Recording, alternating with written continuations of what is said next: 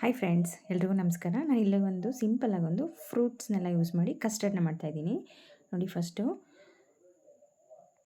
2 ಸ್ಪೂನಷ್ಟು ಸಬ್ಜಾ ಸೀಡ್ಸ್ನ ನೀರಲ್ಲಿ ನೆನೆಸ್ಕೊಳ್ಳಿ.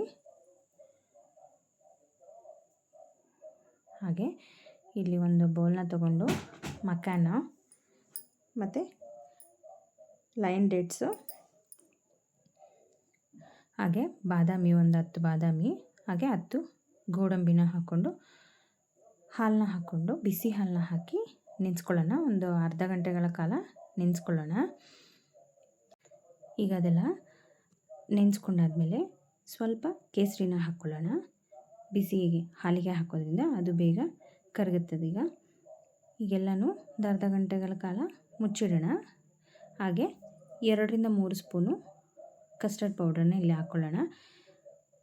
ಈಗ ಒಂದು ಅರ್ಧ ಗಂಟೆ ನೆಂದಿರಕ್ಕಂಥ ಹಾಲಲ್ಲಿ ಮಕಾನೋ, ಗೋಡಂಬಿ ಮತ್ತು ಬಾದಾಮಿ ಅದನ್ನೆಲ್ಲನೂ ಮಿಕ್ಸಿ ಜಾರ್ಗೆ ಹಾಕ್ಕೊಂಡು ನುಣ್ಣಗೆ ಪೇಸ್ಟ್ ಮಾಡೋಣ. ಹಾಗೆ ಇಲ್ಲಿ ಒಂದು ಬಾಳೆಹಣ್ಣನ್ನ ಸಹ ಆ್ಯಡ್ ಮಾಡ್ತಾಯಿದ್ದೀನಿ ಇಲ್ಲಿಗ. ಈಗೆಲ್ಲವನ್ನೂ ನುಣ್ಣಗೆ ಪೇಸ್ಟ್ ಮಾಡಿಕೊಂಡು ಒಂದು ಬೌಲಿಗೆ ಹಾಕ್ಕೊಳ್ಳೋಣ. ಈಗೆಲ್ಲ ಒಂದು ಬೌಲಿಗೆ ಹಾಕಿದ್ಮೇಲೆ ಈಗ ಫಸ್ಟು ಒಂದು ಗ್ಲಾಸಿಗೆ ಸಬ್ಜಾ ಸೀಡ್ಸ್ನ ಹಾಕೋಣ. ಅದಾದಮೇಲೆ ಒಂದೊಂದೇ ಫ್ರೂಟ್ಸ್ನೆಲ್ಲ ಆ್ಯಡ್ ಮಾಡೋಣ. ಈಗ ಫಸ್ಟು 1-2 ಸ್ಪೂನಷ್ಟು ದಾಳಿಂಬೆ, ಹಾಗೆ 1 ಸ್ಪೂನಷ್ಟು ಆ್ಯಪಲ್ಲು, ಹಾಗೆ 1-2 ಸ್ಪೂನಷ್ಟು ಪೈನಾಪಲ್ಲು. ಈಗ ಅದು ಮಕಾನ ಎಲ್ಲ ರುಬ್ಬಿರ್ತಕ್ಕಂಥದ್ದನ್ನ ಹಾಲನ್ನ ಅದಕ್ಕೆ ಮಿಕ್ಸ್ ಮಾಡಿಕೊಂಡ್ರೆ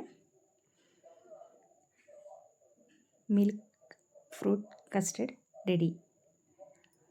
ತುಂಬಾ ಚೆನ್ನಾಗಿರುತ್ತೆ. ಮಕ್ಕಳು ಅಷ್ಟೇ, ಎಲ್ಲರೂ ಅಷ್ಟೇ ಇಷ್ಟಪಟ್ಟು ಸಹ ತಿಂತಾರೆ. ಚೆನ್ನಾಗಿರುತ್ತೆ. ಆ ಫ್ರೂಟ್ಸ್ ತಿನ್ನಲ್ಲ, ಈ ಫ್ರೂಟ್ಸ್ ತಿನ್ನಲ್ಲ ಅನ್ನೋ ಮಕ್ಕಳು ಸಹ.